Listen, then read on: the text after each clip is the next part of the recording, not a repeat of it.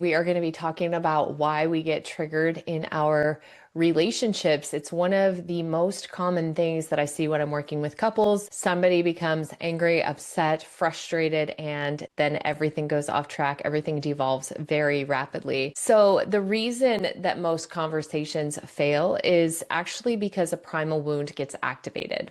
So, sometimes we will think like, oh, it's the content. Like he forgot to take out the trash. So I barked at him and then he got angry with me. And it is rarely about the content. So typically it is an activation. I'm not good enough. And then your body and your brain responds accordingly. So activations are actually a good thing, believe it or not. We often think of being triggered as a bad thing, but they happen to protect us. So the human brain is always scanning for threats and not just in the obvious ways. So we're detecting pheromones, all our olfactory is picking up on all sorts of things that our partner is giving off, nonverbal cues, environmental changes, and it's really constantly trying to keep us alive. So if we detect subconsciously even that our partner has shifted in some way, it could be a very small change in the way that their face is or the way that their smells and the frequencies that their body is giving off, then we are probably going to go into some sort of defense mode. And that typically happens when we are activated by something that's happened in the past and our body remembers it. So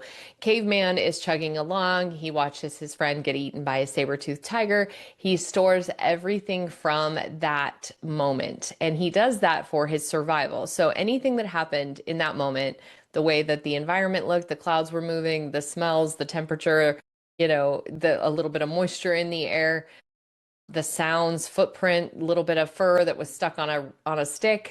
He's going to store all of that. And it doesn't get stored in a file folder of like, December 2023 when my caveman buddy got eaten by a saber-toothed tiger. It gets stored in micro moments. So like all these little bits of data, and it's very disjointed. The good thing about that is that when the brain picks up on any one of these little things, it automatically becomes heightened and we go into fight, flight, fawn, or freeze. The bad thing about that is that when this happens with our partner and we don't need to, prepare for human survival, we still react the same. So we'll grab that little tiny look that our partner gave us back in 2018 and we will actually utilize it to go into defense mode.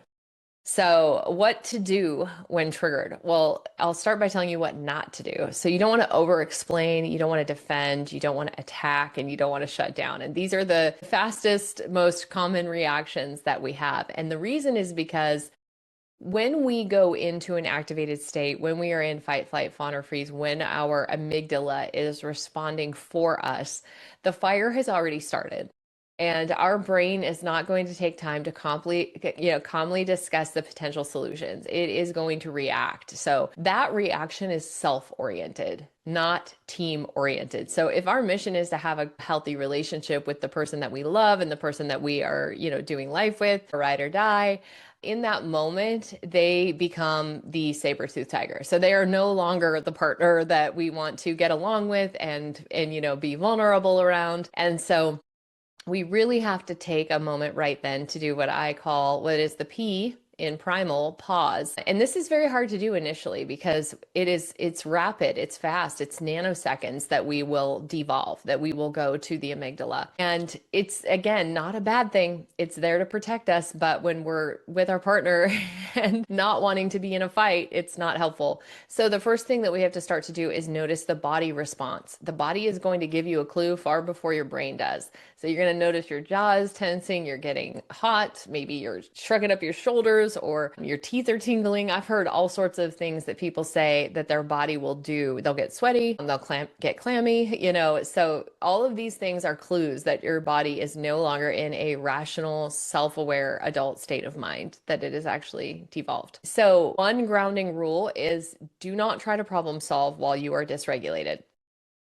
Problem solving while dysregulated is survival. It is not healthy. It doesn't mean that it's not useful. It's definitely useful because again, we formulate these primal wounds when we're very young, and they have served us well in protecting us from a lot of different environments and situations that could have been detrimental to our human survival. And when I say that, we think of like a car accident or something like that where our body will automatically react, right? Like it's detecting all of those signals all around us. It's detecting that there's brake lights on the freeway up ahead. And then rather than, responding, we react. We slam on the brake to protect ourselves from slamming into the car in front of us. So this brain is a very powerful thing that's doing exactly what it's designed to do. And the reality of the matter is being a part of a social structure is critical to human survival. Not being abandoned, not being rejected. These things are critical to our survival. So we often think of human survival as being, the house is on fire, I need to get out of it. But it's the exact same reaction when we fear that somebody is rejecting us or abandoning or going to abandon us. So that's important to remember. Something that you can do in the moment is say, the story that I am telling myself right now is, and fill this in. So partner just said you forgot to take out the trash again, you get ticked off. The story that I'm telling myself is. And it usually, if we get real savvy, is rooted in the primal I'm not good enough or I'm incapable. So let's jump right into what are the primal wounds. The primal wounds are core beliefs that are formed in childhood to protect us, like I'm not good enough. When we detect that threat, we react to protect. And so here's all 7 of the primal wounds. I am inadequate. I am insignificant. I am damaged. I am an outsider. I am powerless. I am incapable. I am undeserving. They all come with their own communication patterns. They all come with their own response styles. And this is something that I work with my clients on, identifying their primal wound. I do have the free primal wound quiz at 7primalwounds.com that you can take and find yours.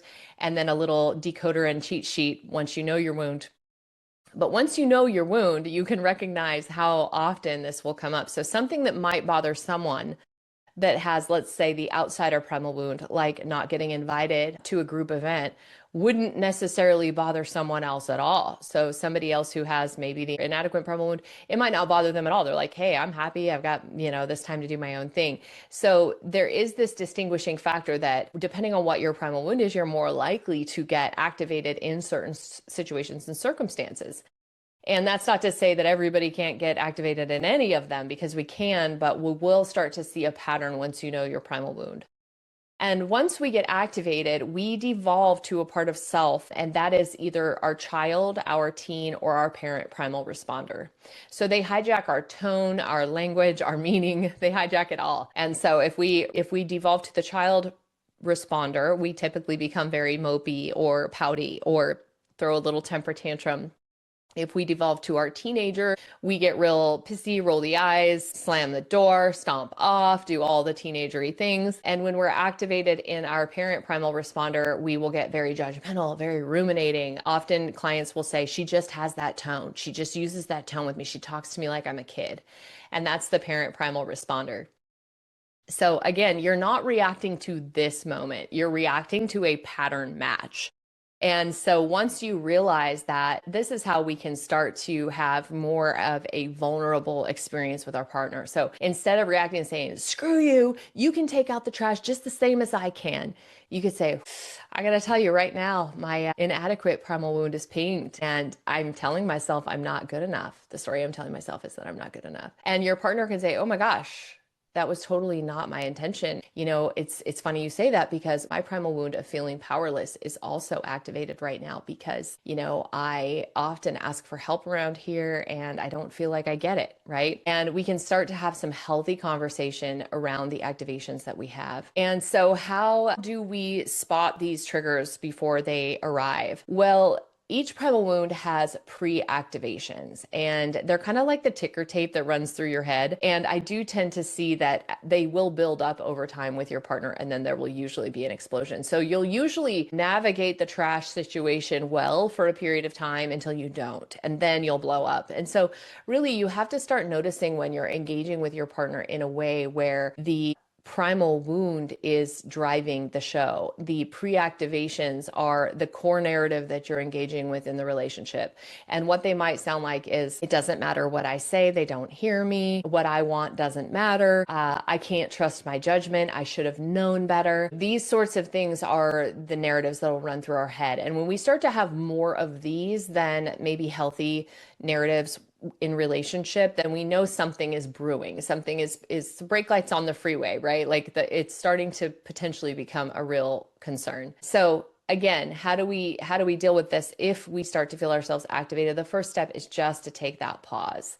We want to take the pause, and the second thing we want to do is we want to say, the story that I am telling myself is. And those are the first two steps of the talk tactics. I am the Sky Talk Doc, Dr. Michaela. Thank you so much for joining, and I'm looking forward to unpacking more of the 7 primal wounds.